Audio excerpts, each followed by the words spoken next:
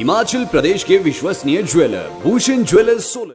CM Jairam Thakur ने विपक्ष पर हमलावर तेवर दिखाते हुए कहा कि कोरोना के संकट में विपक्षी दल को हमने जमीन पर किसी की मदद करते हुए नहीं देखा, लेकिन कांग्रेस ने 12 करोड़ का बिल बनाकर अपनी पार्टी के हाईकमान को भेज दिया। बताया कि हिमाचल में मास्क, सैनिटाइजर व पीपी किट के लिए इतना पैसा खर्च किया जा चुका है। तंज भरे लहजे में सीएम जयराम ठाकुर ने कहा कि उन्होंने भी स्वास्थ्य विभाग को कहा कांग्रेस द्वारा सप्लाई की गई किट उन्हें भी दिखाएं, वे भी देखना चाहते हैं कि कैसी किट है। शिमला में मीडिया से बातचीत में उन्होंने कहा कि आखिरकार कांग्रेस नेता क्या संदेश देना चाहते हैं, पार्टी से लेकर पैसा कहां इस्तेमाल करना चाहते हैं। हिमाचल कांग्रेस प्रदेश अध्यक्ष ने 12 करोड़ का बिल बनाकर भेजा कि इतना पैसा खर्च कर चुके हैं। जब पत्र लीक हुआ तो हमें भी इस बारे में जानकारी मिली। सीएम जयराम ठाकुर ने कहा कि देश और प्रदेश संकट के दौर से गुजर रहा है। उन्होंने विपक्ष के साथियों को पहले भी कहा है कि इस वक्त हमें कोरोना वायरस से लड़ने दीजिए, आप सबसे बाद में लड़ लेंगे। उन्होंने कहा कि कोरोना के खिलाफ लड़ाई एकजुट होकर लड़नी होगी। सीएम जयराम ठाकुर ने कहा कि बाहरी राज्यों में फंसे 1,70,000 लोगों को वापस लाया जा चुका है। इसमें लगभग 6,115 लोगों को ट्रेन से लेकर आए हैं। इस पर 51 लाख रुपए खर्च किया गया है। साथ ही करीब 2200 बसों में 45,000 के करीब लोगों को हिमाचल लाया गया है। इस पर करीब 3.5 करोड़ रुपए खर्च किए गए हैं। हिमाचल में अभी तक पॉजिटिव मामलों में दिल्ली से लौटे 86 और महाराष्ट्र से लौटे 161 लोग पॉजिटिव पाए गए हैं। हिमाचल में आने वाले समय में रिकवरी रेट बेहतर होगा। एक हफ्ते में करीब 144 मरीजों के ठीक होने की संभावना है। इतना इस तरह से निष्कर्ष पर पहुंचने की परिस्थिति में कि उनको लगता है कि ये करने से हमको बहुत ज्यादा लाभ मिलेगा।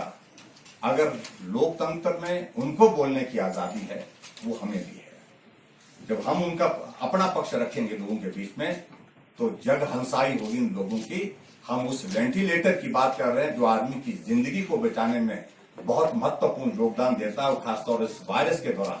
और वो उस वेंटिलेटर की कीमत की बात कर रहे हैं जो वेंटिलेटर जो है हॉस्पिटल से बाहर, इंस्टीट्यूशन से बाहर कहीं डिस्प्ले के लिए लगाया जाता है, सिर्फ बाहर का डब्बा हो। कितना अंतर है। तो इस बात को मुझे लगता है कि और समझने की और समझाने की आवश्यकता थी, इसलिए हमने आपके बीच में इस बात को बात कही है। और कि अगर सही बात आपकी होगी, हम उस बात पर जांच करने के लिए तैयार हैं।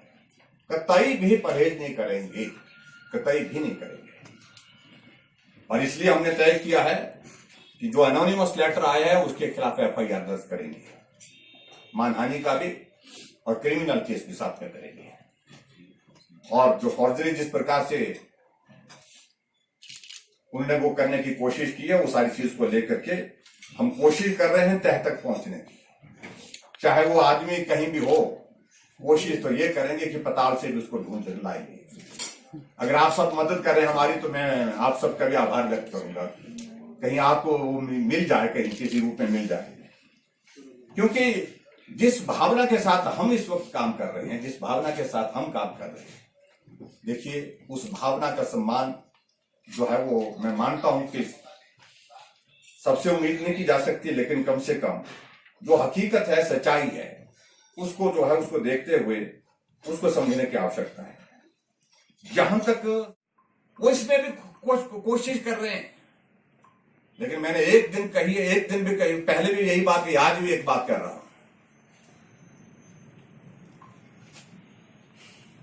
कतई भी गुंजाइश नहीं है।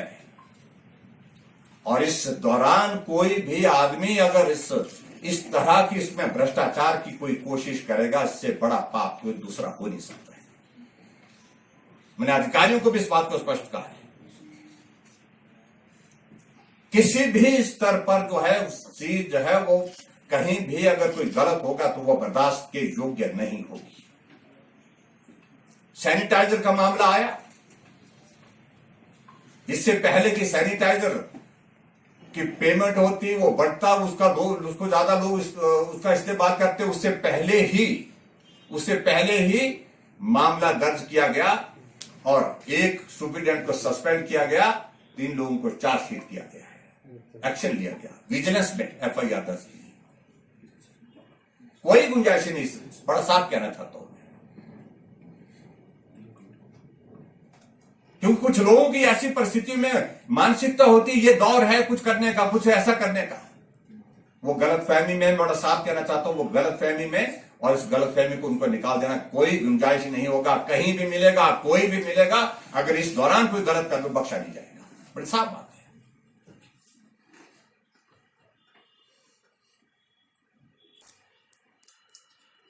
पीपी किट का, और उस पीपी किट के मामले को लेकर के जहां तक सरकार की जो परचेज की है, प्रोक्योरमेंट की बात है, उसमें कोई भी अनियमितता नहीं है। मामला दो लोगों के बीच में है।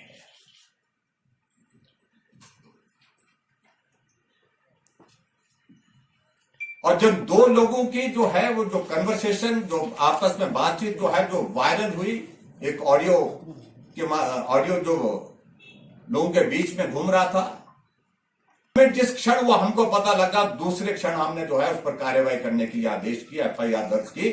और उसी दिन डायरेक्टर हेल्थ को, मेरे विभाग के हेल्थ डिपार्टमेंट के एक अधिकारी का, उसमें जब हमने सुना कि हमको लग रहा है ये सारा मामला ठीक नहीं है, कार्रवाई की। ये हमारी सरकार है, भारतीय जनता पार्टी की सरकार है। अन्यथा ये कार्रवाई वही कर सकता है जो अपने आप में साफ है और पारदर्शिता के साथ काम करने वाला आदमी है, वही कर सकता है। अगर इस तरह की परिस्थिति नहीं होती, डायरेक्टर हेल्थ को कोई नहीं पकड़ सकता, उनके खिलाफ कार्रवाई करने का सवाल ही पैदा ना होता। मामला विजिलेंस में चल रहा है, इंक्वायरी हुई है, सस्पेंशन उसकी हो गई, उनको गिरफ्तार करने के बाद वो रिमांड पर रहे। आगे की जांच का हम इंतजार कर रहे, जांच की रिपोर्ट का इंतजार कर रहे हैं। अगली कार्यवाही जो होनी है वो कानून के आधार पर होगी। लेकिन हमने बड़ा साफ कहा, हालांकि वो इसी महीने रिटायर होने वाले थे, लेकिन उसके बावजूद हमने कहा कि इसमें दया की कोई गुंजाइश नहीं। हमने साफ कहा कि जो इस दौरान जहां हमको लोगों ने अपने खून पसीने की कमाई से भी योगदान दिया, मदद की, इस वायरस को रोकना है, लोगों की जान बचानी है, हमारे से इतना कर सहयोग आप तक पहुंच सकता है, हम यही सहयोग पहुंचाने के लिए आपके बीच में है। तो ऐसी परिस्थिति में कोई आदमी इस प्रकार से करे तो वो बर्दाश्त नहीं होगा। पार्टी हाईकमान को भेजा जाता है कि ये पैसा हम खर्च कर चुके हैं हिमाचल प्रदेश में,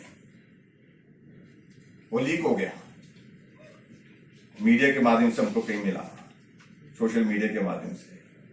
और इसलिए मित्रों, सबसे बड़ी बात, हम अनावश्यक रूप से देखिए, आप सबसे भी नहीं मिले, हम कहीं दूसरी जगह नहीं गए, राजनीति की बात नहीं कही, इसलिए नहीं कही, ये दौर उस काम के लिए, ये दौर किसी और काम के लिए जो सबसे महत्वपूर्ण है, वो कोरोना के खिलाफ लड़ाई एकजुट होकर के लड़ने की। लेकिन हमारे मित्र जो है वो इसी चीज को लेकर के करते रहे। आज की जगह जाकर के शोर डालने कि हम आंदोलन करेंगे, नीचे तक करेंगे, अरे जहां तक करना करिए, मैं उसमें कोई परवाह ही नहीं करता।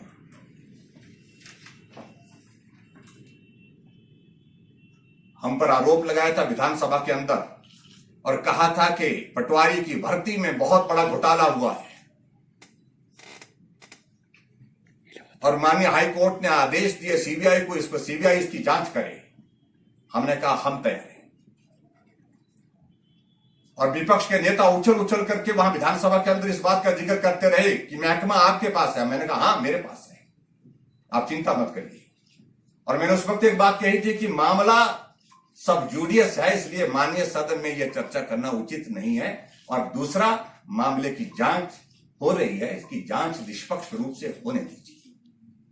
जांच हुई, सीबीआई की रिपोर्ट हाई कोर्ट में सबमिट हुई, और रिपोर्ट सबमिट होने के बाद हाई कोर्ट ने जो पिटीशन की थी उसको खारिज कर दिया, और एक भी उसमें अनियमितता नहीं पाई गई।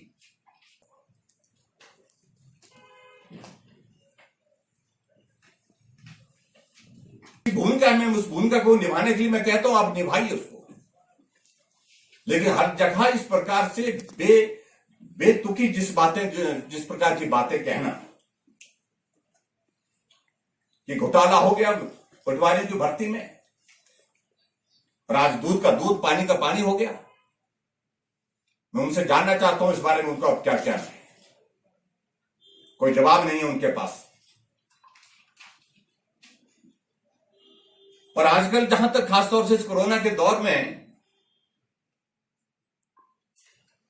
जब हम इस लड़ाई को लड़ रहे हैं, और आपकी जानकारी के लिए मैं ये भी साझा करना चाहता हूं कि हर रोज मुझे 5-7 पत्र ऐसे मिलते हैं जिसमें नाम और पता नहीं होता है। अपना स्कोर सेटल करने के लिए भेजे जाते हैं किसी अधिकारी के खिलाफ, किसी नेता के खिलाफ, किसी के खिलाफ, किसी संस्था के खिलाफ। क्या वो सभी का हमको उस तरह से कॉग्निजेंस लेना है क्या? जब जिस आदमी में हिम्मत ही नहीं है कि वो अपना नाम और पता बता सके, तो समझ लेना चाहिए कि ये सही बात नहीं है। मुझे अफसोस है उसके बावजूद भी कुछ मीडिया ने किया है, जबकि मेरे हिसाब से इस प्रकार के पत्र जो बिना एड्रेस के, बिना पते के आते हैं, उनको छापना चाहिए, नहीं छापना चाहिए, मुझसे बेहतर आप लोग जानते हैं। और आजकल वो कांग्रेस के लोग इस सारे पत्र को लेकर के, चिट्ठी को लेकर के, सीपीएम के लोग सब मिलकर के जो है राज्यपाल महोदय जी के पास जा रहे हैं। और राज्यपाल महोदय जी के पास जाकर के कह रहे हैं कि मुख्यमंत्री को त्याग पत्र देना चाहिए। हम उन कांग्रेस के मित्रों को हम कहना चाहते हैं कि मदद करिए, अगर ये आदमी आपको मिल जाए, अगर आपके ही बीच में है तो ले आओ, नाम और पते के साथ लाओ तो सही। हम यहां हैं, हम सामना करने के लिए तैयार हैं। और जिस वेंटिलेटर की बात करें, उस वेंटिलेटर के बारे में मैं टेक्निकल चीज में धीमान जी को बोलूंगा, क्योंकि वो टेक्निकल चीज के बारे में थोड़ा सा एक्सप्लेन करेंगे। लेकिन मैं इतना जरूर कहना चाहता हूं, जो हमने 9,19,000 रुपए में खरीदा, आज भी अगर जैम पोर्टल में जाएंगे तो उसकी कीमत 10,30,000 है।